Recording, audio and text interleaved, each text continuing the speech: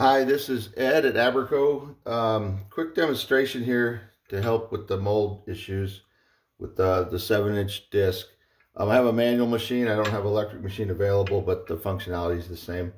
When the molds are in their normal starting position on the electric machine, they're probably sitting something like this. The distance between the cutting edge and the back roll where the cutting edge will meet is larger than 7 inches. It's more like 8.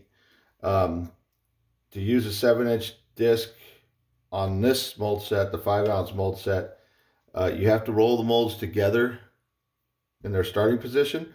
On the manual machine, I can control it with the handle right here and some stops. On the electric machine, just grab the molds with your hands and you can roll them together. You can roll them all the way around by hand if you wanted to. So you have to do a little experimenting and find where, as you roll them together by hand, where the starting position needs to be so the 7-inch disc will cover the cutting edge and where it meets on the back roll side.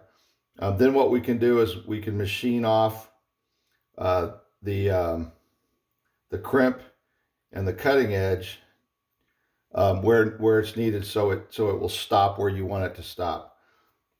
So what you can do once you find that out, you can just mark it with a Sharpie where you want it to stop at, so we can see it, and then we can machine off down here. So when you're on your electric machine, your mold starting position, I'm just using a little screw here to simulate that.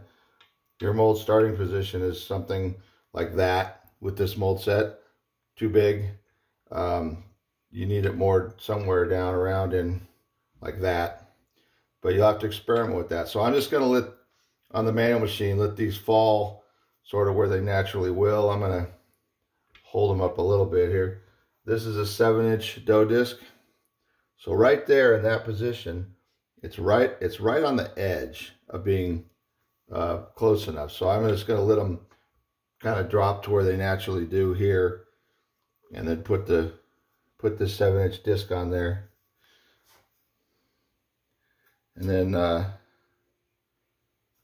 doggone, my scale battery's dead.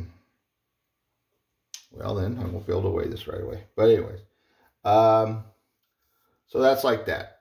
The bigger the disc, the less you have to fumble around, placing it carefully. If it's bigger, you can kind of just toss it up there. So I've got some filling here. It's just some chicken stuff, and I'm just eyeballing from experience what I think this cavity will take for the amount of filling. Get over there, you.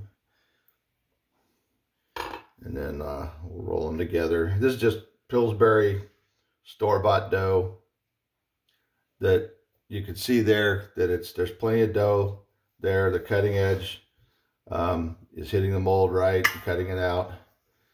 And I have that little mold, or that little pie. I'm guessing that's probably 3.5 ounces.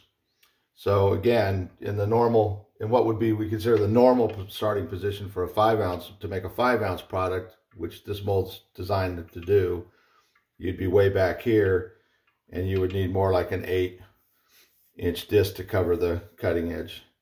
Bring it in a little bit like this with your hands on the electric machine. Mark. You might have to make 3 or 4 or 5 pies to determine the location, but mark on the cutting edge where you find the position best to achieve the pie that you want and be able to fit that 7-inch disc on there. And then we'll machine it off so that they meet that way by themselves every time on the machine. Hope that makes sense. Give me a call. We'll talk about it some more if we need to. Okay, thank you. Bye-bye.